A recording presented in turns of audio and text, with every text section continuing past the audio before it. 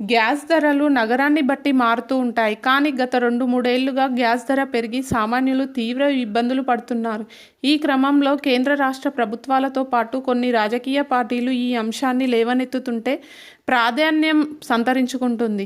కేంద్ర ప్రభుత్వంతో పాటు కొన్ని రాష్ట్రాలు కూడా గ్యాస్ సిలిండర్ ధరల నియంత్రణకు పెద్దపీట వేస్తున్నాయి. పేద ప్రజలకు తక్కువ ధరకే సిలిండర్లు అందజేస్తామని ప్రకటనలు గుప్పిస్తున్నాయి.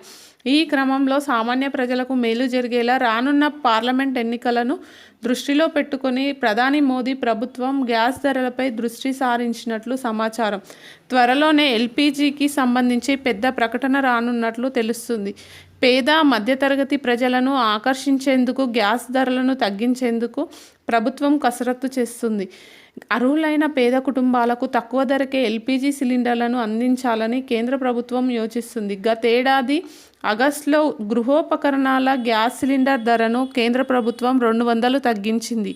ఆ తర్వాత కూడా 100 తగ్గించింది. కేంద్ర ప్రభుత్వం తీసుకున్న ఈ నిర్ణయాల తర్వాత ప్రధానమంత్రి ఉజ్వల యోజన పథకం లబ్ధిదారులకు సబ్సిడీ సిలిండర్ 960కి లభిస్తుంది.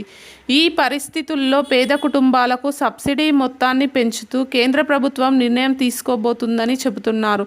ఈ సబ్సిడీ 300 వరకు ఉండవచ్చని తెలుస్తుంది. దీనిపై ప్రభుత్వం త్వరలో అధికారిక ప్రకటన చేసే అవకాశం ఉంది. ఒకవేళ 300 సబ్సిడీ ఇస్తే అప్పుడు సబ్సిడీ గ్యాస్ సిలిండర్ ధర 660కే వస్తుంది. ఇంత భారీగా తగ్గింపు ఇస్తుందా అనే అంశంపై చర్చ జరుగుతుంది.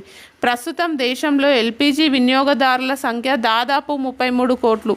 2025-26 నాటికి మరో 75 లక్షల ఎల్పీజీ కనెక్షన్లు వస్తాయని గతేడాది అంచనా వేశారు. ఈ మధ్యకాలంలో సబ్సిడీ సిలిండర్లపై ప్రభుత్వం ఎప్పటికప్పుడు సమీక్షలు జరుపుతుంది. ఈ మేరకు రాయితీల విషయంలో మార్పులు చేస్తుంది. ఒకవేళ కేంద్రం 300 సబ్సిడీ ప్రకటిస్తే మాత్రం అది ఎన్నికల్లో బీజేపీకి ప్లస్ అవుతుందనే విశ్లేషణలు వినిపిస్తున్నాయి.